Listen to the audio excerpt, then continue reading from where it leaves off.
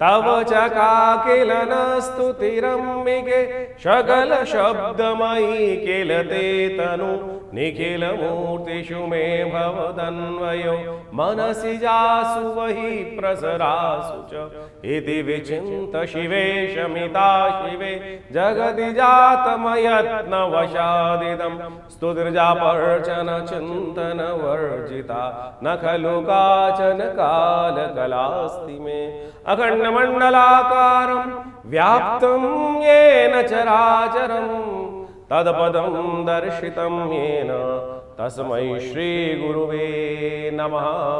25 तारीख शनिवार का अवसर एकादशी तिथि विद्यमान है। देवशयनी एकादशी का योग बन गया और ऐसे में गजकेसरी योग भी आपकी राशि में बना हुआ है, जो कीर्ति और यश और कार्य सिद्धि तीनों चीज़ें कराने के सुंदर रास्ता आपकी राशि में बनाता दिखाई दे रहा है। तो इसलिए अपनी चाल में मस्त होकर काम करने का प्रयास करें। हाँ, बेकार किसी से बहस में ना फंसे। कई बार क्या होता है, सिद्धांतवादी आपकी बातें जो होती है ना, इन दिनों आपकी राशि में कुछ ऐसा बनता दिखाई दे रहा है कि सिद्धांत से नहीं डिगमगाऊंगे। अरे प्रैक्टिकलिटी के साथ कार्य करने की ज़रूरत है, इस बात का ध्यान रखते हुए कार्य करें। हम उपाय के चक्कर में फंस जाते हैं। बहुत सारे लोग उपाय करने के चक्कर में कुछ और पता नहीं हज़ारों रुपए खर्च कर कर पता नहीं कौन सी स्थिति। अपने विजन को ठीक करने का प्रयास करें। ज्योतिष के दृष्टिकोण से ग्रहों की क्या स्वभाव है, ग्रहों की क्या पावर है, कहाँ आपको आगे बढ़ा रहा है, कहाँ आपको पीछे कर रहा है। इस वक्त आपकी राशि में जो शालीनता है वो आपके लिए थोड़ी पनौती बनी हुई दिखाई दे रही है। आपका सज्जनता, आपको अननेसेसरी नुकसान पहुंचाने के, हर चीज़ को ठीक से काम करने की इच्छा जो है कि सीधी तरह से उंगली से कार्य करना। सीधी तरह से उंगली कभी घर से निकलती नहीं है, घी निकालती नहीं है, थोड़ा टेढ़ा करने की ज़रूरत पड़ती दिखाई दे रही है। वही सिद्धांत आपकी राशि में विजय के योग हैं और वो आप यदि एक्सेप्ट कर लें तो कल्याण के योग बनेंगे। देवशयनी एकादशी है, हो सके तो इस दिन विशेष तौर पर भगवान विष्णु का सुंदर पूजन करने का प्रयास करें। शनि की 7.5 चल रही है, उसको प्रसन्न करने के लिए आपको इस दिन भगवान विष्णु का पूजन तिलों के द्वारा अवश्य करने का प्रयास करना चाहिए। देखिएगा कल्याण के योग बनेंगे। भगवान विष्णु का ओम नमो नारायणाय इसका स्तवन करें। शनि के लिए प्रसन्न करने के लिए तिल भगवान विष्णु को अर्पित करने का प्रयास करें। उनका जो है पंचामृत से उनको स्नान कराएं, चरणामृत उनका ग्रहण करें। भगवान का स्तवन कर पीली चीज़ों का दान करना आपके लिए बड़ा श्रेष्ठ रहेगा। 25 जुलाई को देवशयनी एकादशी है। ये देवशयनी एकादशी भारतीय संस्कृति के अनुसार से देखा जाए तो अद्भुत पर्व है। देव भी शयन के लिए जाते हैं। सोचें कि देव शयन जो हो रहा है वो क्या कर रहा है। कहा जाता है शास्त्रीय दृष्टिकोण से, जो हमारे यहाँ चतुर्मास आता है कि उस समय में कोई भी शुभ कार्य निषेध मत दिए जाते हैं। संत महात्मा इत्यादि अपना भ्रमण बंद कर देते हैं। वर्षा ऋतु आ जाती है। वर्षा ऋतु में कहा जाता है कि एक जगह स्थान पर अपना ज्ञान अर्जन करने का प्रयास करना चाहिए, भगवान की स्तुति करनी चाहिए। सत्ता जो है वो भगवान विष्णु के हाथ से निकलकर शिव के हाथ में आ जाती है और उसके बाद सावन का सुंदर पदार्पण होता है। ये आध्यात्मिक दृष्टिकोण से बहुत महत्वपूर्ण योग है। कहा जाता है कि इस दिन भगवान विष्णु जो हैं वो शेष नाग पर कहीं ना कहीं 4 महीने के लिए विश्राम के लिए चले जाते हैं। देव शयन हो जाता है। समस्त शुभ कार्य शास्त्र में निषेध कर दिए जाते हैं। विवाह इत्यादि, मुहूर्त इत्यादि, दुकानों के मुहूर्त, घर के मुहूर्त, मूर्ति प्रतिष्ठा, जो भी कहीं ना कहीं नए नए कार्य आरंभ करने हैं वो सब कहीं ना कहीं गृह आरंभ तक रुक दिए जाते हैं। नींव का पूजन तक रुक दिया जाता है। गृह प्रवेश तक कहीं ना कहीं शास्त्र में निषेध कर दिया जाता है। फिर दिवाली के 11 दिन बाद जब देव उठनी एकादशी आती है उसके बाद से समस्त शुभ कार्य आरंभ करने के योग बनते हैं। लेकिन कहा जाता है कि ये समय बड़ा एक बार आध्यात्मिक दृष्टिकोण से बड़ा शुभ होता है। भगवान विष्णु तो बड़ी तपस्या से प्रसन्न होते हैं, लेकिन भगवान शिव जो हैं जिनके हाथ में सत्ता आ जाती है, सावन का महीना शुरू होने वाला होता है, केवल एक लोटे जलमात्र से लोगों की मनोकामना सिद्धि करने के योग बना देते हैं। तो ऐसे में बड़ी श्रद्धा के साथ, बड़ी सरलता से लोग कावड़ लेके चलते हैं, भगवान का सुंदर स्तुति करने की तरफ आगे भागते चलते हैं। जगह जगह से लोग गंगा जी से, जमुना जी से, कहीं ना कहीं विभिन्न तीर्थों से जल ला लाकर अपने क्षेत्र में जो भगवान इष्ट हैं उनको जल अर्पित करने का प्रयास करते हैं। समस्त भोले भंडारी को प्रसन्न करने का प्रयास करते हैं। तो आप इस दिन विशेष तौर पर भगवान विष्णु की सुंदर आराधना करें। शालिग्राम शिला में विशेष तौर पर उनका षोडशोपचार पूजन गंगा जल से, कपूर से, कचरी से, चंदन से, इन से पंचामृत बनाकर भगवान का सुंदर अभिषेक करें। भगवान शालिग्राम जी का, और उसके बाद उनका विशेष स्तर पर वस्त्र इत्यादि अर्पित करें। उनको शयन के लिए समस्त वस्त्र इत्यादि अर्पित कर कर सुंदर रूप से तुलसी दल से उनका पूजन कर कर ओम नमो भगवते वासुदेवाय, ओम नमो नारायणाय, इस प्रकार से इन विभिन्न मंत्रों से उनको समस्त सामग्री 16 जो चीज़ें हैं उनको धीरे धीरे अर्पित करने का प्रयास करना चाहिए। यदि पुरुषुक्त याद हो, ओम सहस्रसी रेखा पुरुखा सहस्राक्ष सहस्रपाद सभूमि गुं सर्वतस्पित्वात्र तिष्ठत् दशांगुलम मा पुरुकाय वेद गुं सर्वम यदभूतम व्यच भाव्यम मा उताम। इस प्रकार से यदि वेद मंत्र याद हो तो आपकी तारीख में तो आपको विभिन्न यूट्यूब चैनल्स पे इन सब के 16 मंत्र मिल जाते हैं पुरुष सूक्त के, जो भगवान को अति प्रिय स्तोत्र माना जाता है। उनके द्वारा भगवान का सुंदर स्तवन कर कर आप अपनी मनोकामनाओं की सिद्धि का योग बहुत सुंदर रूप से बना जाते हैं। कहा जाता है कि जो जीवन में किसके कष्ट चल रहे हों, मनोकामना पूर्ण नहीं हो रही हो, बार बार कहीं ना कहीं विघ्न आ रहे हों, ऐसे में भगवान विष्णु को शैया प्रदान जो करते हैं, कमल के पुष्पों की शैया, पीले वस्त्रों की शैया, और तो और शास्त्र में तो बहुत कुछ वर्णित है। अपनी श्रद्धा के अनुसार से भगवान विष्णु को इस दिन शैया प्रदान करने से जीवन के बहुत से कष्ट जो कांटों वाली सेज पर जो हम लोग को चलते हुए दिखाई देते हैं, कहीं ना कहीं हर भी जहाँ कदम बढ़ाएं कहीं ना कहीं विघ्न, कहीं ना कहीं रुकावट, कहीं ना कहीं कांटे कांटे रुकावटें जीवन में आती हैं। तो ऐसे में इस दिन जो देवशयनी एकादशी के दिन भगवान को शैया अर्पित करने का जो कार्य करते हैं, उनके बहुत से जीवन के कष्ट दूर होने के योग बन जाते हैं। इस दिन भगवान विष्णु को विशेष तौर पर कमल के पुष्पों से बनी हुई शैया प्रदान की जानी चाहिए। उनको पीले वस्त्र अर्पित करने का प्रयास किया जाना चाहिए। कमल के पुष्पों का बना हुआ तकिया भगवान को अर्पित करने का प्रयास किया जाना चाहिए। तो इस प्रकार से भगवान का सुंदर पूजन कर कर मनोकामना सिद्धि के सुंदर सुयोग बनने चाहिए। 26 तारीख रविवार का अवसर और ग्रह नक्षत्र के दृष्टिकोण से द्वादशी तिथि विद्यमान है। ग्रह परिवर्तन की तरफ जा रहे हैं और ग्रह परिवर्तन कर कर आपकी राशि के दृष्टिकोण से अच्छा आपकी जो पावर है बढ़ाते दिखाई दे रहे हैं। इस दिन शनि महाराज जो है वो वक्र होने जा रहे हैं 4 महीने के लिए, 4 से भी ज़्यादा 4.5 महीने के लिए करीब करीब वक्री होने की स्थिति में जाएंगे। और ये वक्री होकर आपकी राशि के दृष्टिकोण से काफ़ी गुना पावरफुल हो जाएंगे। अब ये पावरफुल हो जाएंगे, ताकत में आ जाएंगे, तो समझ के मान के चलना आपकी राशि के दृष्टिकोण से ताकत तो बढ़ेगी। शनि पर उन्होंने पूरी दृष्टि, मंगल पर पूरी दृष्टि डाल रखी है, तो कई कार्य कहीं ना कहीं ज़्यादा ताकत में आने के कारण से अधूरे छूट सकते हैं।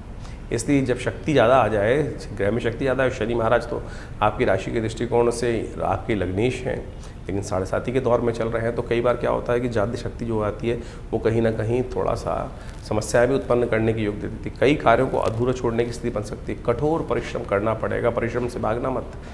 थोड़ा सा शनि महाराज ने काफ़ी दिनों से आपके अंतःकरण को अंदर से तोड़ रखा है।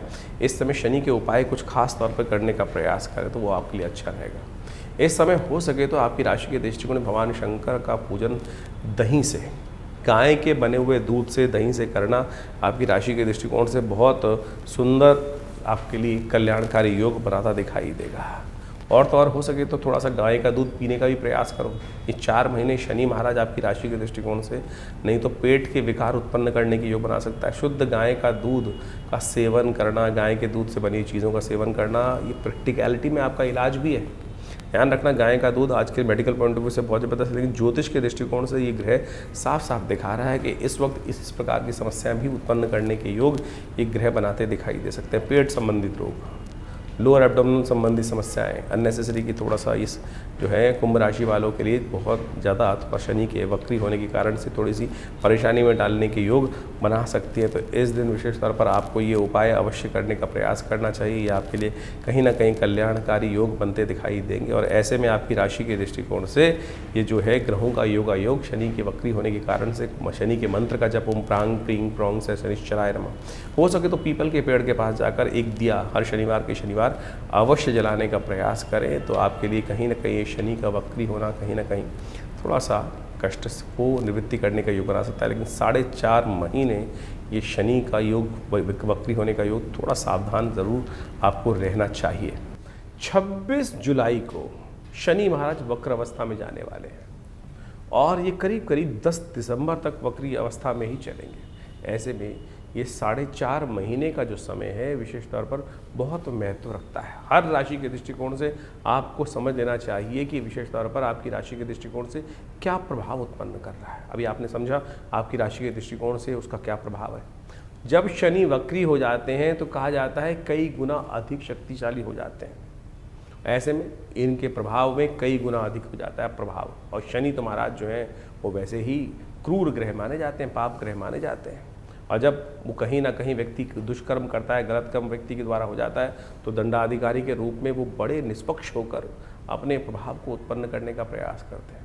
ऐसे में शनि को मनाओ, सदा सुख पाओ, इस बात को अवश्य ध्यान रखने का प्रयास करना चाहिए। इस वक्त बृहस्पति महाराज अस्तवस्था में चल रहे हैं, शनि वक्री हो गए हैं, और ऐसे में ग्रहों की जो कुचाल चल रही है उससे आपको समझने का रास्ता, बचने का प्रयास करना चाहिए। विश्व में पुनः एक बार भयावह स्थिति अपनी निर्माण होती दिखाई देगी। युद्ध का वातावरण जो पूरे विश्व में कहीं ना कहीं बना हुआ है, उठापटक का दौर कहीं ना कहीं चलता दिखाई देगा पुनः एक बार। ऐसे में आपकी राशि के दृष्टिकोण से आपको कुछ खास उपाय अवश्य करने का प्रयास करना चाहिए। सबसे पहले तो ये अच्छा योग ये बन रहा है कि इस वक्त जो सावन का महीना आ रहा है, सावन के महीने में भगवान शिव की जितनी उपासना करोगे शनि के लिए उतना प्रसन्न का वातावरण बन सकता है। कहा जाता है कि जब शनि खराब चल रहा हो तो शनि की स्थिति को ठीक करने के लिए भगवान शंकर की कृपा में चले जाओ तो भावी मीट सके त्रिपुरारी। अब आपसे कोई ना कोई अपराध कहीं ना कहीं हम सबसे होता रहता है, कहीं ना कहीं कोई गलत कार्य हो गया तो शनि तो अपना प्रभाव से उसका फल देने के लिए आपको रहेगा। लेकिन जब जीवन में कोई ऐसा प्रभाव हो जाए जिसका रास्ता ना निकल रहा हो तो भगवान शंकर की उपासना। ऐसे में शनि ने जैसे ही वक्री मार्ग पर पदार्पण किया है, सावन का महीना शुरू होने वाला है, ऐसे में भगवान शंकर का तेलाभिषेक, तिल के तेल से भगवान का अभिषेक, जो मंत्र कहा गया है वो एक रुद्राष्टध्यायी के अंतर्गत का आया है, शन्नो देवी रविष्ट्रयापो भवन्तु पीतये शन्नो रविष्ट्रवन्तु नः। इस मंत्र का जप करते हुए भगवान शंकर का तेलाभिषेक यदि शनिवार के शनिवार भी आप करते चले जाओ, सत्य मानना कि शनि का कैसे ही नेगेटिव प्रभाव हो, अशुभ प्रभाव हो, वो अपना प्रभाव निष्क्रिय कर देते हैं। तो इसलिए अपने उस क्रूर प्रभाव से, कहीं ना कहीं पाप प्रभाव से आप बच सकते हैं। तो ऐसे में सबसे पहले तो सद्गुण को पालन करने का प्रयास करें, गलत काम ना करने का प्रयास करें, झूठ ना बोलने का प्रयास करें, किसी भी रूप से जो भी है उठापटक नहीं तो जीवन में कहीं ना कहीं योग बनता चला जाएगा। ऐसे में शास्त्र के दृष्टिकोण से अनेक उपाय शास्त्र में वर्णित किए गए। एक दिव्य उपाय है जिसका केवल लोग आज की तारीख में, कलयुग में यही पूछते हैं ना कि छोटा सा कौन सा उपाय है महाराज, तो हम आपको वो मंत्र बताने जा रहे हैं जिसको शनि स्तोत्र कहा जाता है। वो शनि स्तोत्र अद्भुत रूप से भगवान महाराज दशरथ जी के द्वारा, राम जी के पिता दशरथ जी के द्वारा देवासुर संग्राम से पहले रास्ते में जब जा रहे थे देवासुर संग्राम में भाग लेने के लिए, तो रास्ते में शनि के दर्शन होते हैं। तो ऐसे में भगवान महाराज दशरथ भगवान शंकर, भगवान शनिदेव की स्तुति करते हैं। वो दशरथ कृत शनि स्तोत्र कहा जाता है, और एक ही स्तोत्र महाराज शनि का पूरे शास्त्रों में विद्यमान है, और कोई स्तोत्र नहीं है, केवल दशरथ कृत शनि स्तोत्र मिलता है। और वो ऐसा अद्भुत है कि एक बार, केवल एक बार यदि व्यक्ति नित्यप्रति पाठ कर ले, श्रवण कर ले, सुन ले, तब भी शनि प्रसन्न हो जाते हैं, शनि अपना दुष्प्रभाव कभी नहीं दिखाते। तो वो इस प्रकार से हम आपके समक्ष हाथ बंद करके बैठे भगवान का सुंदर स्तवन करें। ओम नमः कृष्णाय नीलाय शितिकंठ निभाय च, नमः कालाग्निरूपाय कृतांताय च वै नमः, नमो निर्मांसदेहाय दीर्घमश्रुजटाय च, नमो विशाल नेत्राय शुष्कोधर भयाकृते, नमः पुष्कलगात्राय स्थूल रोमणे यत वै नमः, नमो दीर्घाय शुष्काय कालं दृष्ट नमोस्तुते, नमस्ते कोडराक्षाय दुर्निरीक्षाय वै नमः, नमः घोराय रुद्राय भीषणाय कपालिने, नमस्ते सर्वभक्षाय बलिमुख नमोस्तुते, सूर्यपुत्र नमस्तेस्तु भास्करे भयदाय च, अधोदृष्टे नमस्तेस्तु संवर्धक नमोस्तुते, नमो मंदगते तुभ्यं हृस्तंशाय नमोस्तुते, तपसा दग्धदेहाय नित्यं योगरताय च, नमो नित्यं क्षुधार्ताय अतृप्ताय च वै नमः, ज्ञानचक्षु नमस्तेस्तु कश्यपात्मज सूनवे, तुष्टो ददासि वैराज्यं रुष्टो हरसि तत्क्षणात्, देवासुरमनुष्याश्च सिद्धिविद्याधरोरगा, त्वया विलोकिता सर्वे नाशं यान्ति समूलता, प्रसादं कुरु मे देव वराहोऽहमुपागता, एवं अस्तु तदा सौरिग्रहराजो महाबला। ये इस प्रकार से शनि स्तोत्र है। यदि इसका एक बार नित्य प्रति श्रवण कर ले, एक बार, और इसका यज्ञ कर लिया जाए तो कहने ही क्या है। तो इस स्तोत्र का नित्य प्रति यदि आप एक बार श्रवण करते चले जाए, हमने आपके समक्ष ये कह के दिखा दिया है, सुना के दिखा दिया है, तो यदि आप केवल इसको भी सुन लें नित्य प्रति, धीरे धीरे आप उसको अच्छे से याद भी कर सकते हैं। सत्य माने हमने ऐसे ऐसे दिव्य लोग देखे जिनकी कुंडली में भयावह स्थिति शनि की बनी हुई थी, दशा भी चल रही थी, 7.5 भी चल रही थी, और ऐसे में उनको दिव्य शनि स्तोत्र का पाठ करने को कहा गया। और जब देखा कि वो कब शनि आया, कब शनि चला गया, उसका कोई प्रभाव, एक नया पैसा खर्च नहीं। लोग हज़ारों रुपए खर्च करके बहुत सारे अनुष्ठान, बहुत सारी चीज़ें, पता नहीं कौन कौन से नग पहनाने की बात करते हैं।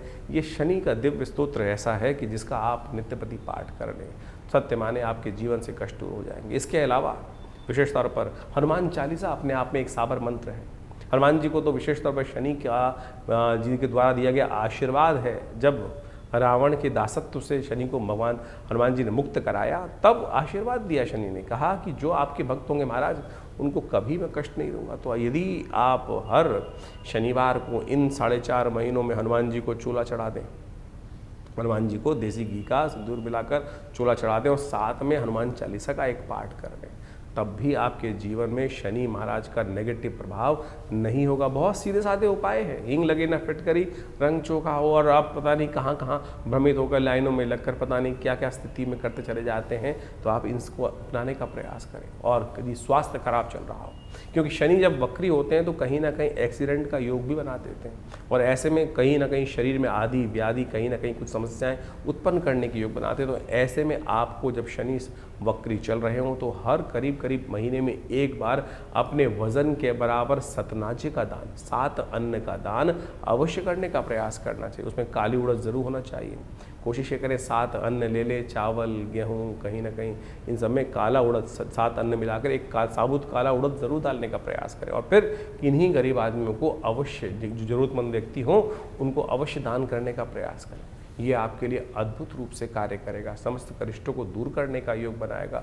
तो आप इन उपायों को कर इन 4.5 महीनों में आप तमाम शनि के दुष्प्रभावों से बच सकते हैं। इसके साथ साथ एक दिव्य प्रयोग और भी है, इस शनि के मंत्र से सिद्ध किया हुआ ये काला धागा।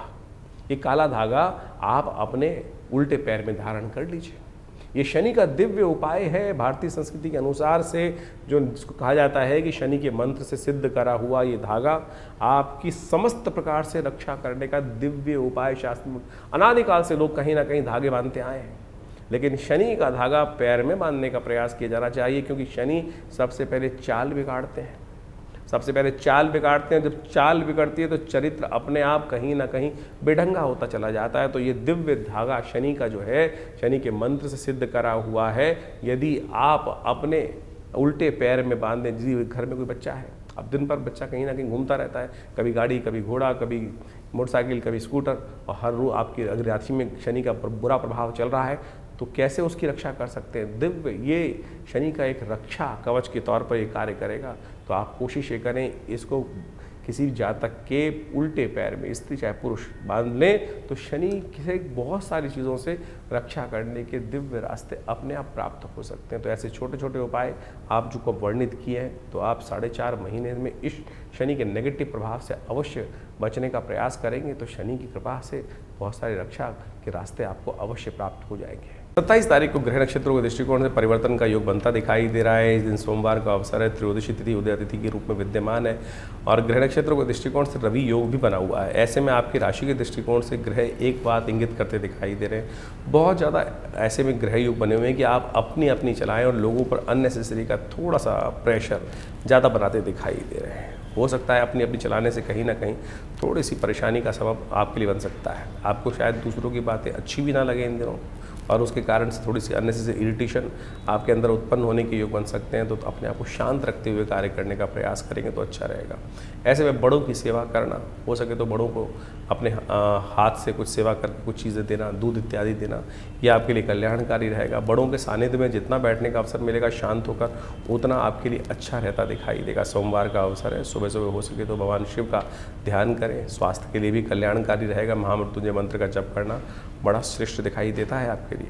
28 तारीख मंगलवार का अवसर, चतुर्दशी और पूर्णिमा तिथि का योग बनता दिखाई दे रहा है, और ग्रह नक्षत्र परिवर्तन की तरफ जाते दिखाई दे रहे हैं। ग्रहों का प्रभाव जो है दिन में तो अच्छा दिखाई देता है, लेकिन शाम आते आते थोड़ा सा कहीं ना कहीं स्वास्थ्य पर कुछ भारी योग बनता दिखाई दे रहा है।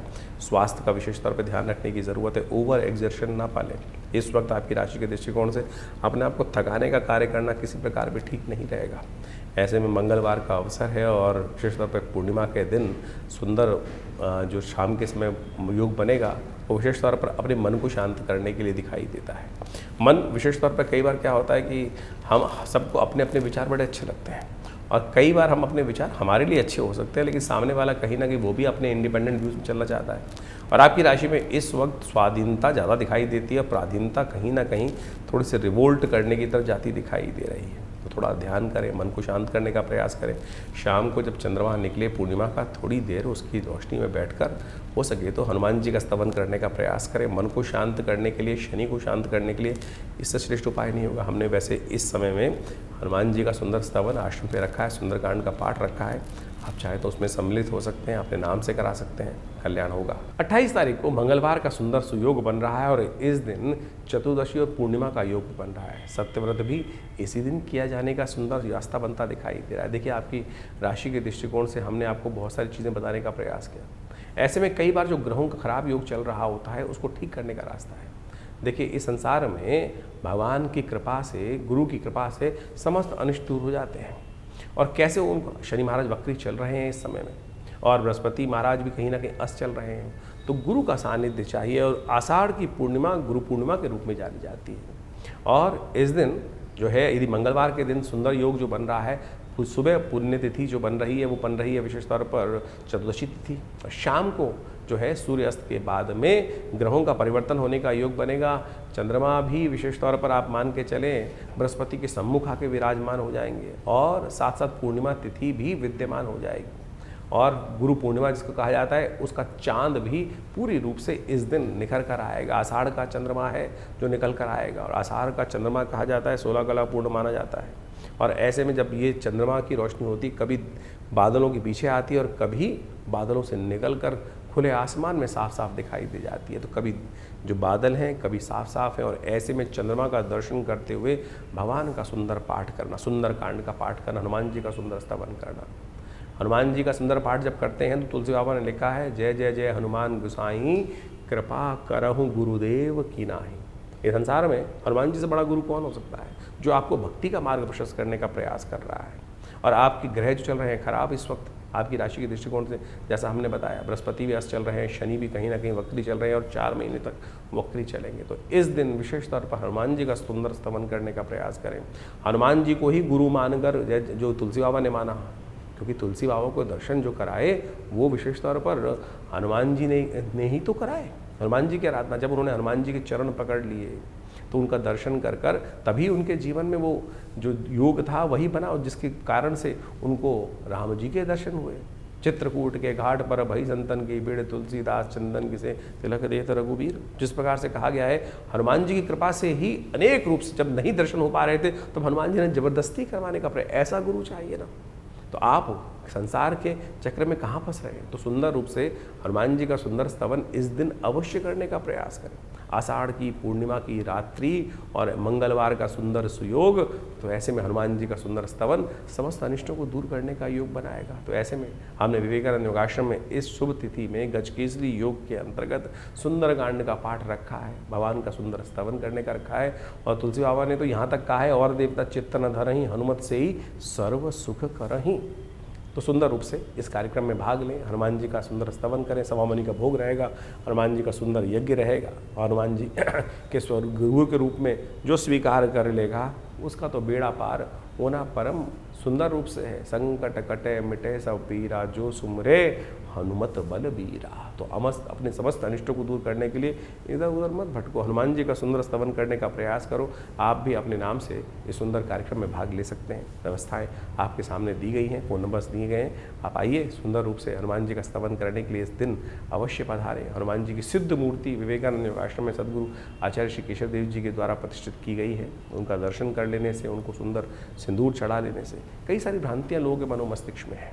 स्त्रियों को हाथ नहीं लगाना चाहिए और कुछ ये बहुत सारे लोग, देखिए वैसे तो मूर्ति को किसी को हाथ नहीं लगाना चाहिए ये, लेकिन यदि पुजारी के रूप में आप उपस्थित हैं तो शुद्ध पवित्र होकर मानस पूजा सुंदर रूप से कर हनुमान जी का सुंदर स्तवन करने का प्रयास यदि करेंगे तो बहुत ही कल्याणकारी रहेगा। भक्त के लिए कोई जाति नहीं है, कोई वर्ण नहीं है, कोई भक्त समस्त समस्त वर्णों के हैं, समस्त प्रकार से सरलता से जो हो वही भक्त बन जाता है, वही सदा कल्याण का योग बनाता है। तो इस गजकेसरी योग में हनुमान जी का सुंदर स्तवन आपके समस्त अनिष्टों को दूर करने का योग बनाएगा। 29 तारीख बुधवार का अवसर, पूर्णिमा तिथि, गुरु पूर्णिमा की सुंदर तिथि, और ये कीर्ति योग के साथ आपकी राशि में विद्यमान हो रही है। बैलेंस होकर चलने का आपको प्रयास करना चाहिए, गुरु सानिध्य में चलने का प्रयास करना चाहिए। देखिए हमारे शास्त्रों में 3 जो आत्माएं वो बड़ी श्रेष्ठ कहीं, माता पिता गुरु, ये 3 लोग हमेशा जो है सज्जन की कल्याण के लिए, जातक के कल्याण के लिए ही सोचते हैं। इनसे ज़्यादा हितैषी तो कोई हो ही नहीं सकता है। गुरु तो अब बाद हो गए, लेकिन गुरु पूर्णिमा वास्तविक तौर पर सद्गुरु,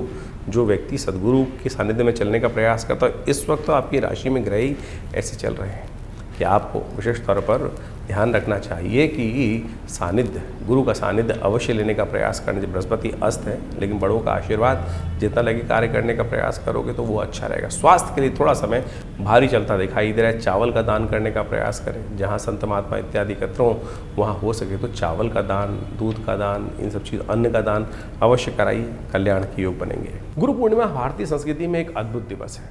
आषाढ़ मास की पूर्णिमा के दिन गुरु पूर्णिमा का योग बनता है, और भारतीय अध्यात्म संस्कृति में कहा जाता है कि जिस व्यक्ति ने अपने जीवन में गुरु नहीं बनाया तो उस जीवन में उस व्यक्ति के द्वारा कोई भी शुभ कार्य करने का अधिकार उसको मिलता नहीं है। एक बार नारद जी भ्रमण करते हुए शास्त्र के दृष्टिकोण से कहा जाता है कि विष्णु लोक पहुँचे, और जब विष्णु लोक पहुँचे भगवान के दर्शन करने के लिए तो भगवान से कुछ वार्तालाप करी।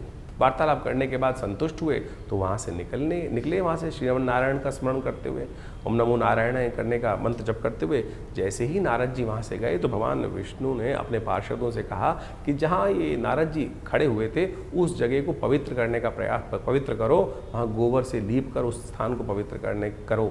ये स्थान अपवित्र हो गया। बाई चांस देवयोग से नारद जी, देव ऋषि थे, वापस आ गए भ्रमण करते हुए। कुछ और मन में शंका हुई और देखा तो जहाँ वो खड़े थे उसको पवित्र किया जा रहा है भगवान की आज्ञा से। तो उन्होंने भगवान के समक्ष बड़ा विचित्र प्रश्न किया, क्या प्रभु मैं अपवित्र हूँ जो आपने मेरे जहाँ स्थान पर खड़ा था? बोले हाँ नारद, तुमने किसी को गुरु बनाया नहीं इसलिए तुम अपवित्र हो। और जो व्यक्ति गुरु नहीं बताता है, गुरु के दर्शन नहीं चलता है, अपने गुरु मंत्र नहीं लेता है, वो अपवित्र ही माना जाता है। उसके स्थान जहाँ खड़ा हो उस स्थान पर खड़े होने की आज्ञा किसी को नहीं है, वो स्थान अपवित्र हो जाता है। तो उन्होंने बड़े विनम्रता से भगवान से पूछा नारद जी ने कि प्रभु अब क्या करूं, किसको गुरु बनाऊं? तो उन्होंने कहा किसी को भी गुरु बना सकते हो, तुम्हारी श्रद्धा है, जिसको तुम गुरु बनाओगे उसके अनुसार से चलने का प्रयास करो। जीवन में समस्त अनिष्टों को दूर करने का योग बन जाएगा, आपके जीवन में कल्याण का योग बनेगा। आपको मंत्र जप का अधिकार भी गुरु मंत्र की दीक्षा लेने के बाद, गुरु दीक्षित होने के बाद ही मिलता है इस संसार के अंदर। लोगों ने नहीं समझा। भगवान की आज्ञा के अनुसार नारद जी ने कहा महाराज किसको बनाओ? तो भगवान ने भी लीला रची। भगवान ने लीला इस प्रकार संसार को ज्ञान देने के लिए रची। कहा जाता है भगवान ने कहा नारद तुम पृथ्वी लोक पे जाओ और जो सबसे पहले व्यक्ति मिले उसी को अपना गुरु मानो, और फिर उनसे दीक्षित होकर उनका मंत्र जप करके उन्हीं से आगे जीवन की दशा लेने का प्रयास करो। फिर आओगे तो फिर पवित्र माने जाओगे। नारद जी भूलोक आते हैं और वहाँ मृत्यु लोक में उनको सबसे पहले एक व्यक्ति जिसके दर्शन होते हैं, प्रभु की माया थी। वो दर्शन होते ही एक व्यक्ति, गाँव का व्यक्ति, गरीब व्यक्ति रास्ते में जा रहा था, चप्पल उसने सिर पे रखी हुई थी, और अब भगवान की आज्ञा थी, सबसे पहले उन्हीं के दर्शन हुए तो उन्होंने ही नमन किया महाराज। अब भगवान की आज्ञा के अनुसार से, भगवान की माया के अनुसार से उन्होंने उनको नमन किया और कहा महाराज आप मुझे आपको मैं अपना गुरु धारण करना चाहता हूँ। तो सीधे साधे व्यक्ति ने कहा कि महाराज मेरे की क्या बिसात, मैं आपको शिक्षा दूँ? आप तो स्वयं इस सुंदर स्वरूप में विद्यमान है, मेरी क्या बिसात? लेकिन बोले नहीं मेरी इच्छा है, मैं आपसे ही दीक्षित हूँ। तो उन्होंने उनसे दीक्षा ले ली। जो मंत्र दिया उस मंत्र को उन्होंने ले लिया। उस मंत्र को जप करने के लिए जो भी बना, उसके बाद भगवान घूमते घामते फिर पहुँचे भगवान विष्णु के पास।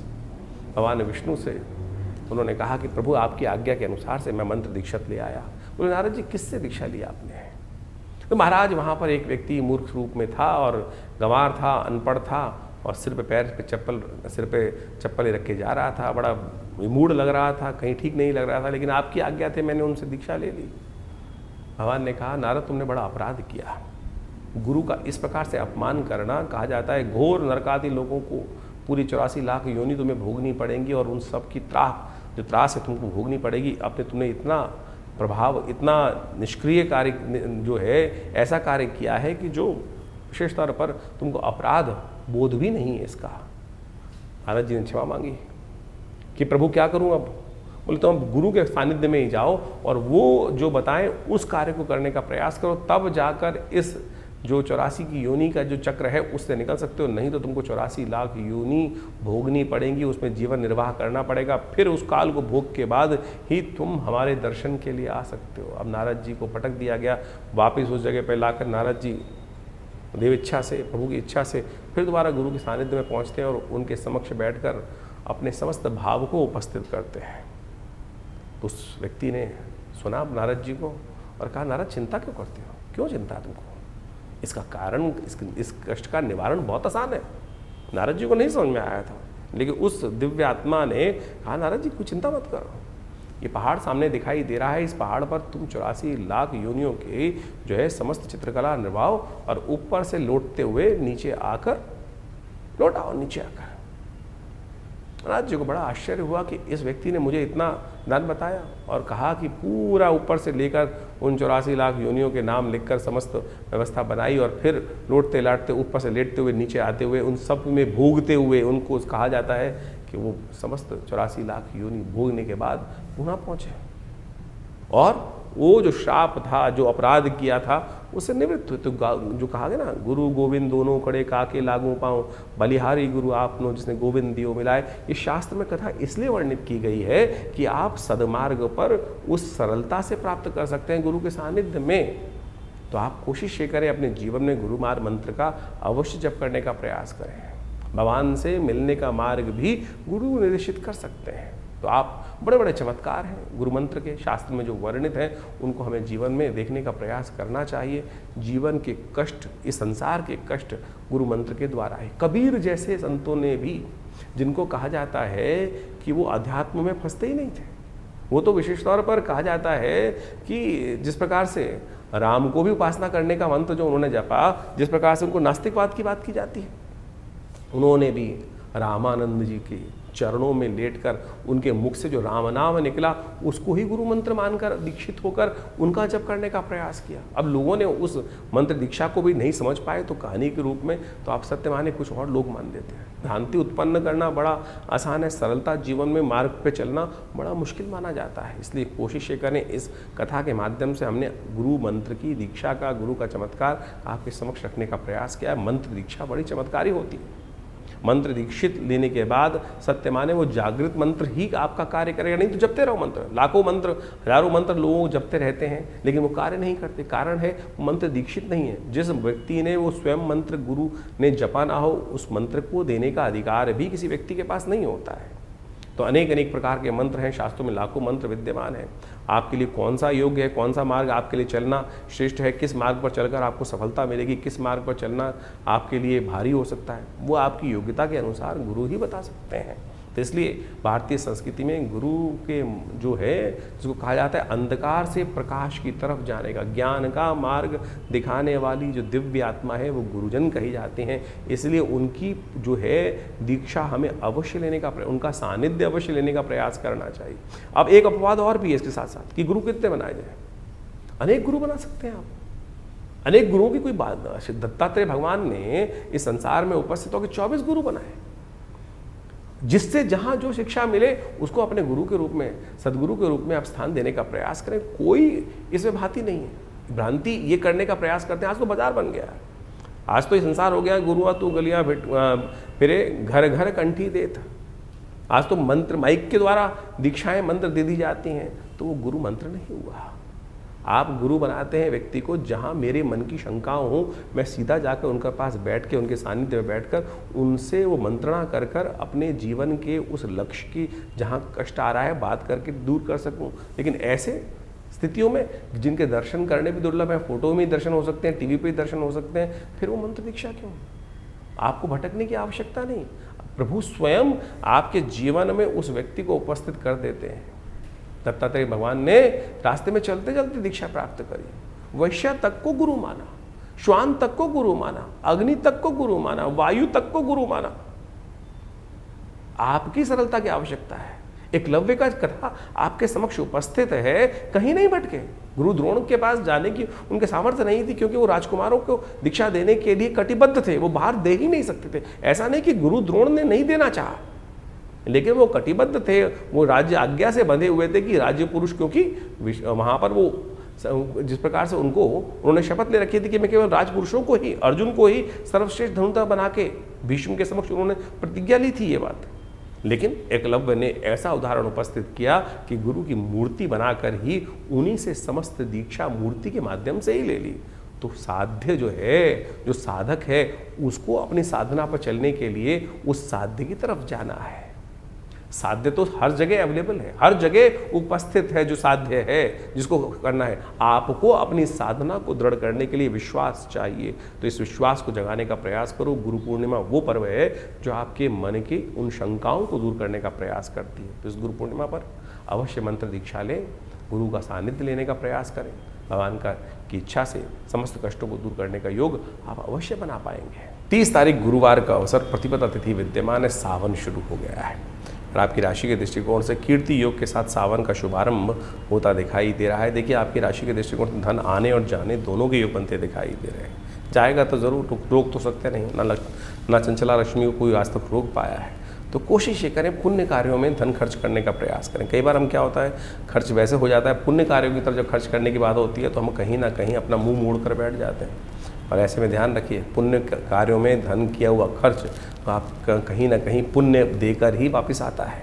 पुण्य लेकर वापस जो आता है तो कहीं ना कहीं हमारे लिए सुख का उदय करने का योग बना देता है। तो ऐसे में ध्यान रखें, सावन का महीना जब भगवान विष्णु शेषशय्या पर विश्राम करने चले जाते हैं तो सत्ता जो है शिव के हाथ में आ जाती है। तो इस दिन से विशेष तौर पर अपने शनि को, क्योंकि 4 महीने शनि आपकी राशि के दृष्टिकोण से बड़े परेशान करने के योग बनाने वाले हैं, तो ऐसे में नित्य प्रति यदि तिल डालकर थोड़ा जल में या दूध में भगवान शिव का अभिषेक करें तो बहुत कल्याणकारी रहेगा। नहीं तो शनि महाराज आपकी राशि के दृष्टिकोण से जहाँ जहाँ बैठे हुए हैं वो कहीं ना कहीं आपका मनोभाव थोड़ा सा नेगेटिव करते दिखाई दे रहे हैं, गलत लोगों की संगत में डालते दिखाई दे रहे हैं। गलत लोगों की संगत में जाकर कहीं ना कहीं हमारी वृत्ति भी गलत तरफ हो जाती है और ऐसे में गलत तरफ जाकर गलत खेल खेलने से, गलत कार्य करने से कहीं ना कहीं जो है वो कहे ना, पुरानी इस कहावत है, कोयले की दलाली में कहीं ना कहीं मुँह काला अवश्य हो जाता है। तो गलत लोगों की संगत परेशान करने के योग बनाती दिखाई दे रही है।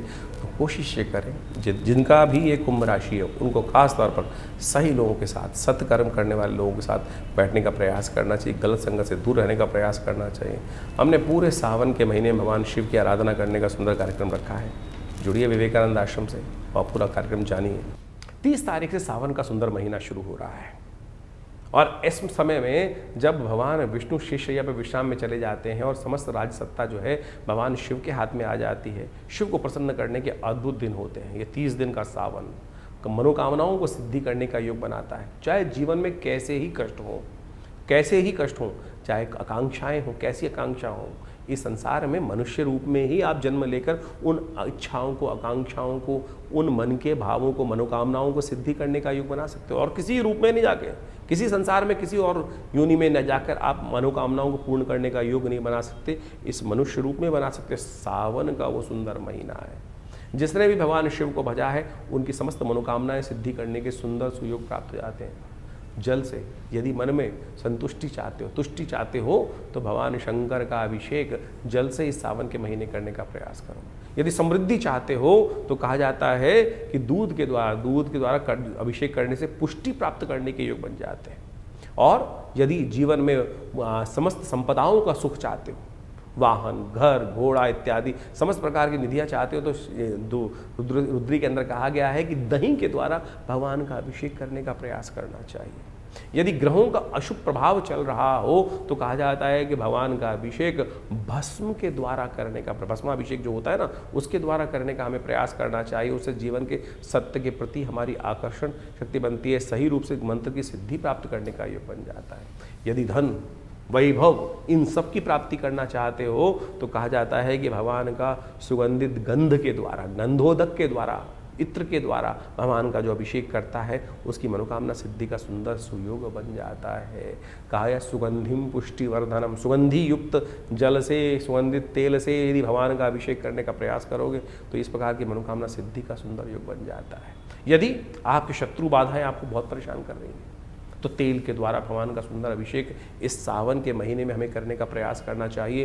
ये मनोकामना सिद्धि को पूर्ण करने के लिए अद्भुत योग बनाकर आपकी राशि में इस प्रकार से हजारों औषधियाँ हैं।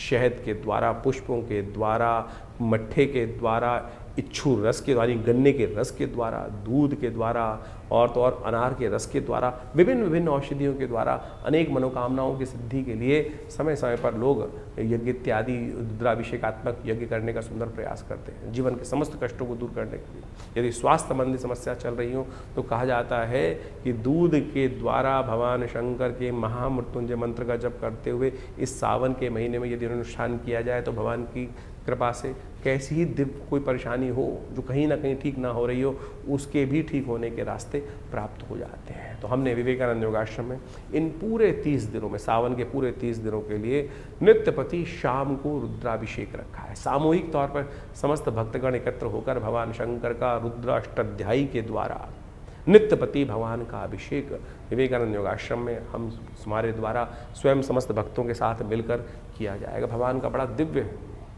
बड़ा विशाल भगवान शंकर का शिवलिंग है और उनका पूजन हम बड़ी श्रद्धा के साथ समस्त लोग मिलकर करते हैं। आप भी स्वयं इस कार्यक्रम में भाग लेने के लिए नित्यपति आश्रम पर पधार सकते हैं। ये सावन का सुंदर सुयोग आया है और इस समय ग्रहों की स्थिति बड़ी विचित्र चल रही है।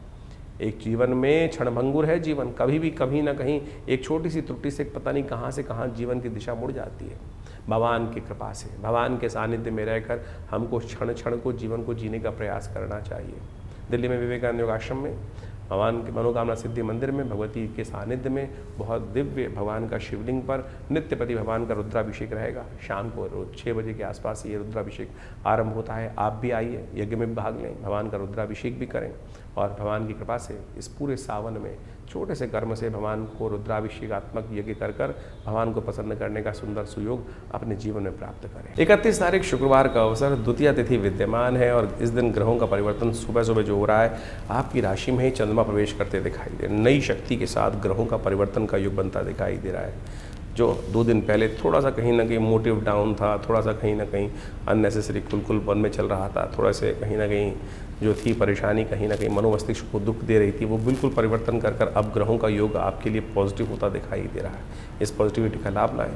बहुत लोग श्रद्धा के साथ अपने समय का सदुपयोग करते हुए कावड़ यात्रा करते हैं और इस दिन कावड़ का पहला मुहूर्त बन रहा है, तो कावड़ उठाकर भगवान शिव की प्रार्थना में, देखिए हम इस संसार में आए किस लिए थे? आए थे हरि भजन को ओटन लगे कपास। हम वास्तविक अर्थ भूल जाते हैं। लोग तो सुधर जाता है, लोग लाख सुधारने का प्रयास करो, कहीं ना कहीं रोज बहुत सारे रास्ते अपना लेते हैं, लेकिन परलोक को सुधारने के लिए भी साल में कम से कम कुछ दिन तो देने चाहिए। तो ये शिव का महीना जो है, सावन का महीना जो है, कुछ दिन शिव की आराधना में लगाने का प्रयास करें। भगवान जो है समस्त दोष हरेंगे और समस्त भाग्य को सुंदर बनाने में हमारे दुष्कर्मों को काट कर शुभ कर्म करने का योग बना सकते हैं। इसलिए थोड़ा समय भगवान शिव की आराधना में इस समय का अवश्य देने का प्रयास करें। तो जुलाई के अंतिम में आपने ग्रहों का प्रभाव समझा, आपकी राशि के अनुसार से कितना महत्वपूर्ण परिवर्तन, चाहे वो शनि का परिवर्तन हो रहा हो, चाहे बुध का पहले उदय होना और फिर मार्गी हो जाना, बहुत महत्वपूर्ण प्रभाव इनका आपको आने जीवन में प्रभाव देखने को मिल सकता है। ऐसे में बृहस्पति अस्त अवस्था में चल रहे हैं, शनि एक बार पुनः वर्ष के अनुसार से वक्री हो गए और ये 4 महीने से ज़्यादा वक्री रहेंगे। ऐसे में पुनः एक बार स्थिति विश्व में कहीं ना कहीं कोलाहल वाली उत्पन्न करने के योग, ये शनि का वक्री होना और साथ साथ ऐसे में इनका विभिन्न ग्रहों के साथ योगा योग जो बन रहा है वो प्रभाव उत्पन्न करता दिखाई दे रहा है। समय समय के अनुसार से हमको ज्योतिष का लाभ अवश्य लेने का प्रयास करना चाहिए। ऐसे में विशेष तौर पर ग्रहों के योगा योग के अनुसार से उनका जो महत्वपूर्ण परिवर्तन मिलता है, शास्त्र में वर्णित ऋषियों मुनियों के अनुभव के आधार पर जो उनके निदान चिकित्सा विज्ञान के अनुसार से बताए गए हैं, ग्रहों के मंत्र के माध्यम से बताए गए, वो हम आपके समक्ष समय समय पर उपस्थित करते रहते हैं। सत्य मानिए, व्यक्ति के हाथ में कर्म करना ही है, उसका फल तो परमात्मा के हाथ में ही है, कर्म के अनुसार से फल बनता है, लेकिन फिर भी परमात्मा की कृपा से जो बड़े से बड़े भयावह योग कुंडली में बन रहे होते हैं, वो कब किस प्रकार से क्षण में गायब हो जाते हैं पता नहीं चलता। इस बात को हमें अच्छे समझना चाहिए। गोचर का प्रभाव तो आपने अच्छे समझा, लेकिन आपकी जन्मपत्री पे किस प्रकार से उन ग्रहों के परिवर्तन का प्रभाव पड़ रहा है, दशाओं का, अंतरदशाओं का। ऐसा नहीं है कि जन्मपत्री के अनुसार से हम जब तक ना देखें, गोचर के अनुसार से सब प्रभाव चलेगा। मूलतः गोचर का प्रभाव हर जन्मपत्री पर, हर व्यक्ति विशेष पर अवश्य होता है, लेकिन मूलतः जन्मपत्री जो है वो विशेष तौर पर कौन से ग्रह योग के अनुसार से किस प्रकार के आप योग बना रहे हैं, कैसे बन रहे हैं, ऐसा समझें। कि जैसे जनमानस में तो लाखों करोड़ों आदमी हैं, अब व्यापक आपदा आई, कुछ कष्ट घटा, कहीं आंधी आया, कहीं तूफान आया, उस क्षेत्र में आया, बहुत भयावह स्थिति थी, लेकिन सब लोगों का अहित नहीं हुआ, कुछ का उद्धार भी हो गया। कोरोना काल की महाकाल आया, ऐसे विपदा आई, लेकिन सब लोगों के उस क्षेत्र में, एक क्षेत्र में बहुत ज़्यादा विपदा थी, सारे नहीं मरे, सारों के जीवन में कष्ट नहीं आया, किसी के जीवन में उत्थान के योग भी बने। कारण क्या था? वो आपका अपना मूल कर्म, आपकी अपनी मूल जन्मपत्री के निष्कर्ष से कि आपके लिए कौन सा समय अच्छा चल रहा है, कौन सा समय खराब चल रहा है। तो ऐसे भयावह काल में भी हम उन्नति कैसे योग बना सकते हैं और अच्छे काल में अपने ग्रहों को किस प्रकार से और अच्छा कर सदमार्ग की तरफ, सही मार्ग की तरफ तेजी से आगे बढ़ने के योग बना सकते हैं, वो जन्मपत्री का जन्म ज्योतिष विज्ञान का एक चमत्कारिक विषय है। इसलिए हमें अपने जन्मकाल के अनुसार से, date of birth, time of birth, place of birth के अनुसार से जो खाका बनता है, दशाएं, महादशाएं, अंतरदशाएं, इन सबको देखते हुए, देशकाल परिस्थिति को समझते हुए भविष्य को देखने का प्रयास करना चाहिए और उससे बहुत कुछ पूर्वाभास हो सकता है, बहुत सा पूर्वाभास पहले हो जाता है और उसको समझकर हम अपने समय के अनुसार से अपने रास्ते को सही रूप से चुन सकते हैं। जैसे एक व्यक्ति पढ़ाई कर रहा है किसी क्षेत्र में, उसका भाग्य तो कहीं किसी और क्षेत्र में लिखा था उन्नति का, लेकिन वो भटकते भटकते कभी ये, कभी वो, कभी वो, कभी वो, वहाँ पहुँचता है, वो अंत में जाकर जो जिससे किस्मत जागनी थी वहाँ पहुँचता है, फिर उस पर कार्य करता है। और फिर अगर ज्योतिष के दृष्टिकोण से पहले ही जान लिया जाए कि इस व्यक्ति के लिए कौन सा मार्ग सबसे श्रेष्ठ है और उसको अपना लिया जाए, तो आप अवश्य सही समय पर सही चीज़ों को पहचान कर कार्य को ठीक कर सकते हैं। तो यही ज्योतिष विज्ञान का, ज्ञान का यही लाभ है, इसी को लाभ उठाने का प्रयास करना चाहिए। सकल पदार्थ है जगमाही, कर्महीन पुरुष पावत नहीं। तुलसी बाबा ने ऐसे ने कर्म, ज्योतिष विज्ञान जो है वो वास्तविक तौर पर ज्ञान के अनुसार से, विज्ञान के अनुसार से शोध कर ऋषियों का कर्म है और उन्होंने इतना सुंदर सिद्धांत बना के रखा, तो उसको आपको लाभ उठाने का प्रयास करना चाहिए, चीज़ों को समझने का प्रयास करना चाहिए और ज्ञानवान लोग सही समय को पहचान कर उसके अनुसार से कार्य जो कर लेते हैं तो जीवन में बहुत जल्दी भाग्योदय के योग बन जाते हैं। हर कोई यही पूछना चाहता है कि भाग्योदय कब होगा, वो आपका जन्म बताएगा, समय बताएगा कब भाग्योदय होने की चांसेस हैं, कैसे हम अपने समय को सदुपयोग में लगाएं, सही कार्य करें। और ऐसे में तो बहुत सारे अच्छे अच्छे योग बन रहे हैं इस समय में। अभी आप मान देखें, गुप्त नवरात्रि का योग इसमें आरंभ हुआ इस जुलाई के अंतिम में, और उसके बाद जो सुंदर योग बन रहा है देवशयनी एकादशी के बाद श्रावण का, सावन के महीने का सुंदर सुयोग बनकर आया है। कहा जाता है भगवान विष्णु जब शेष शैया पर विश्राम के लिए चले जाते हैं तो समस्त सत्ता जो है शिव के हाथ में आ जाती है। ऐसे में शिव की सुंदर आराधना कर कर, भगवान का नित्यपति रुद्राभिषेक कर कर अपने बहुत से जीवन के कष्ट आप जो जिसको कहा जाता है रुद्रा अभिषेकात्मक यज्ञ जो है उसको कर कर आप सही रूप से भगवान की कृपा प्राप्त कर सकते हैं। भगवान तो एक लोटे से प्रसन्न हो जाते हैं जल के। तो आप कोशिश ये करें, इन समस्त जो आपको रास्ते बताए हैं उनको समझें, उनके द्वारा जीवन में सही मार्ग को चुनने का प्रयास करें। और विवेकानंद योगाश्रम में इस अवसर पर कई सारे समय समय पर कार्यक्रम होंगे, उनके बारे में हम आपको अवगत समय समय पर कराते रहते हैं। आइए साथ में भगवान का आराधना करने का सुंदर सुयोग बनाएं और जीवन के कष्टों को दूर करने का बड़ा सुंदर मार्ग, बड़ी जो सरलता से हमारे जीवन में प्राप्त हो सकता है। फिर क्यों भटके फिर इधर उधर, क्यों भटकें इधर उधर? तो इसलिए कोशिश ये करें, सही मार्ग को चुनने का प्रयास कीजिए। भगवान की कृपा से कल्याण होगा, समस्त जीवन के कष्टों को दूर करने का सुयोग बनेगा।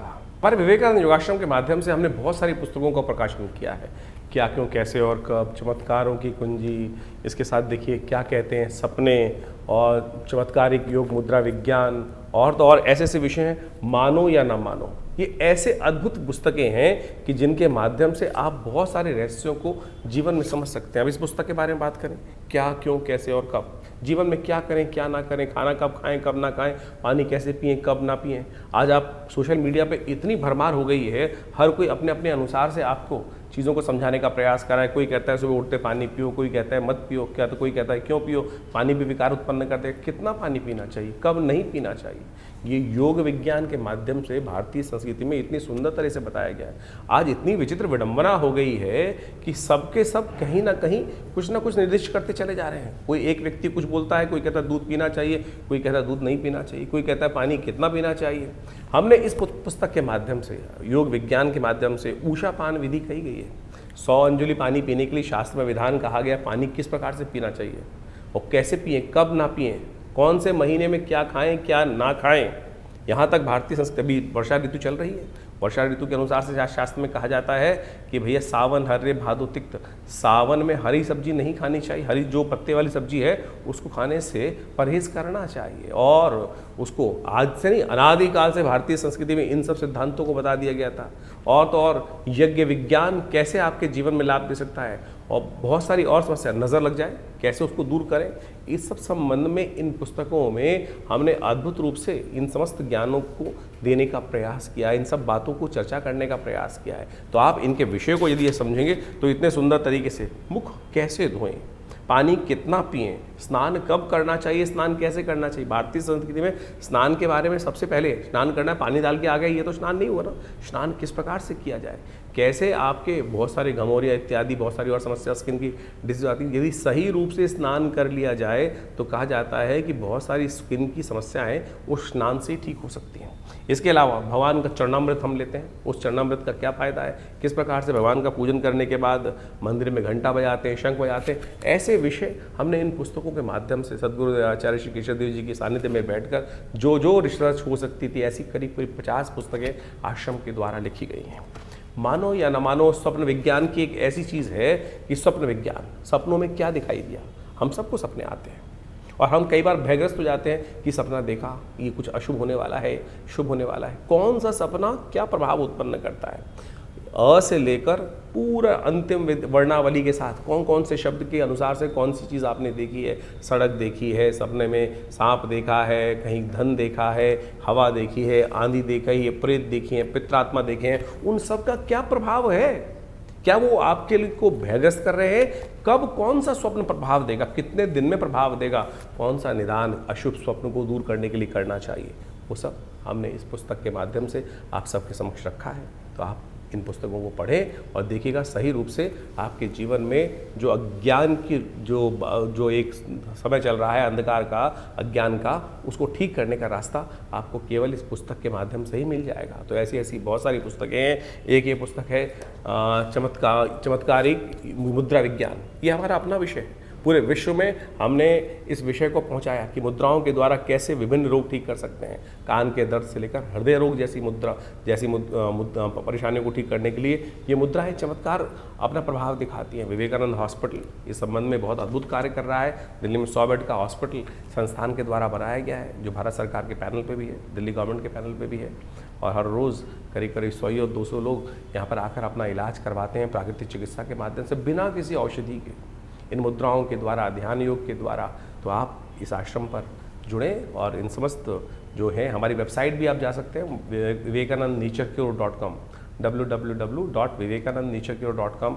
और ये जो प्राकृतिक चिकित्सा का हॉस्पिटल है, योग विज्ञान का हॉस्पिटल है, आयुर्वेद का हॉस्पिटल है, तो यहाँ पर जमुनापार में आप इसमें आके अपनी चिकित्सा सुविधाएं भी ले सकते हैं। और तो आश्रम में यज्ञ तो नित्य प्रति चलते ही हैं, और उस यज्ञ के माध्यम से विभिन्न प्रयोग जो किए जाते हैं, चाहे कैसी ही समस्या है, उन सब को ठीक करने के लिए भगवान की कृपा से विभिन्न मार्ग खुल सकते हैं। आप सत्य माने, बहुत सारे अजीब अजीब केस आते हैं, किसी का स्वास्थ्य ठीक नहीं हो रहा है, तो हमने देखा महामृत्युंजय मंत्र का जो एक यज्ञ है, उसका दिव्य मंत्र का जप करते हुए सही रूप से जो उचित ब्राह्मणों के द्वारा, जो विद्वान ब्राह्मणों के द्वारा सही मंत्र का उच्चारण करते हुए यदि कार्य किए जाए तो वो अद्भुत रूप से मंत्र चमत्कारिक कार्य करते हैं। जीवन में कई ऐसी घटनाएं, शत्रु परेशान कर रहे हैं, बाधा पहुंचाए जा रहे हैं, ठीक नहीं कर रहे हैं, तब उनके लिए देवी के विभिन्न स्वरूपों का ध्यान, विभिन्न मंत्रों का प्रयोग, कैसे उन बाधाओं को दूर करके आपके जीवन में विजय का शंखनाद उत्पन्न किया जा सकता है, वो बिल्कुल अद्भुत रूप से मंत्र कार्य करते हैं। लोग मान नहीं रहे हैं, जो बदमाश हैं, दुष्ट हैं, वो कहीं ना कहीं अपनी उस छवि को छोड़ ही नहीं रहे हैं और आपके जीवन में उनको आघात पहुंचाए जा रहे हैं। उनके रहते हुए आप अपने जीवन में विजय नहीं प्राप्त कर सकते, आपको उनके साथ उनकी दुष्टता को समाप्त करने का कार्य ही करना पड़ेगा। तो ऐसे मंत्र विज्ञान के माध्यम से आप अपने जीवन को, कष्ट को दूर करने के लिए, अब बंधन का योग किसी कुंडली में आ गया, बंधन का योग साफ साफ दिखाई दे रहा है, कहीं ना कहीं ग्रह परस्पर ऐसे योग बना रहे हैं कि बंधन का योग, जेल जाने का योग है, कहीं ना कहीं आपके समय खराब है आपका। तो ऐसे में दुर्गा की नामावली का एक अद्भुत चमत्कारिक प्रयोग है, जिसका यदि प्रयोग किया जाए, भगवती के नामावली का यज्ञ जो है शास्त्र में वर्णित है, समस्त भयों को जीवन से दूर करने का योग बना देता है। कहीं कोई नेगेटिव प्रयोग, किसी ने दुरात्माओं का प्रयोग किसी व्यक्ति के खिलाफ कर दिया। बहुत सारे लोग आते हैं इस बाधाओं से मन से ग्रसित होते हैं। तो ऐसे में कहा जाता है भगवान बटुक भैरव जी का यज्ञ जो है उन मंत्रों से हमने विभिन्न रूप से विभिन्न आदमियों पर करके देखा, कैसी छाया, कैसा नेगेटिव प्रभाव, कैसी दुरात्मा की शक्ति, उन सब को ठीक करने के लिए ये जो मंत्रों के प्रयोग है, भैरव जी का मंत्र का प्रयोग है, ओम ह्रीं बटुकाय आपद उद्धारणाय कुरकुर बटुकाय ह्रीं स्वाहा, अद्भुत रूप से चमत्कारिक कार्य करता है। उन कष्टों को दूर करने का योग अद्भुत रूप से बना देता है। ग्रह बाधाओं का समस्याएं हैं, ग्रह बाधा ऐसी हैं कि एक के बाद एक, कोई शनि खराब है, कोई मंगल खराब है, तो उनका जप किया जाए ना, सही रूप से उच्चारण करते हुए, यज्ञ करते हुए, उनका दशांश यज्ञ करके, दशांश उनका मार्जन इत्यादि समस्त पद्धति को अपनाते हुए जो कार्य किए जाते हैं वो पूर्ण रूप से, सही रूप से सफलता की तरफ व्यक्ति की मंशा के अनुसार से कार्य करने का सुंदर कार्य करते हैं। मंत्र विज्ञान कपोल कल्पित नहीं है, सत्य है, लेकिन विधि के अनुसार से, शास्त्र के अनुसार से हमें करने का प्रयास किया जाना चाहिए, तब जाकर समस्त मनोरथों को सिद्ध करने का। दिखावा नहीं है। आज पूरे जो सोशल मीडिया के अंदर हम देखें, दिखावा किया जा रहा है, इतनी जबरदस्ती पद्धति को बनाया जा रहा है, कहाँ कहाँ किस किस प्रकार से दिखावा करके बहुत सारी चीज़ें, लेकिन जो मूल मंत्र जप है वो नहीं हो रहा है। मूल मंत्र जप नहीं हो रहा है। यज्ञ के नाम पर अभी इतने ज़बरदस्त खतरनाक वीडियोस, मैं कहूँगा खतरनाक इसलिए बोल रहा हूँ कि विधि निषेध है ही नहीं उसमें। आहूत मंत्र में, यज्ञ में आहुति देने के लिए मुद्राएं हैं। इस मुर्गी मुद्रा के द्वारा शांतिक पौष्टिक कर्म में आहुति देने का है। और बड़े बड़े महंत महात्मा इत्यादि बैठे हुए जो तसलों से, प्लेटों से आहुति यज्ञ में डलवा रहे हैं। क्या करवा रहे हैं? अनिष्ट करवा रहे हैं। कब आहुति डलनी चाहिए? मंत्र में स्वांते आहुति समर्पय, स्वाहा के अंत में आहुति डलनी चाहिए। कोई विधि किसी का पालन नहीं किया जा रहा है, केवल पंप एंड शो और दिखा दिखो के ड्रामेबाजी कर कर जो यज्ञ विज्ञान के नाम पे, अध्यात्म के नाम पर आज दुराग्रह पूरे विश्व में चल रहा है, ये भयावह है।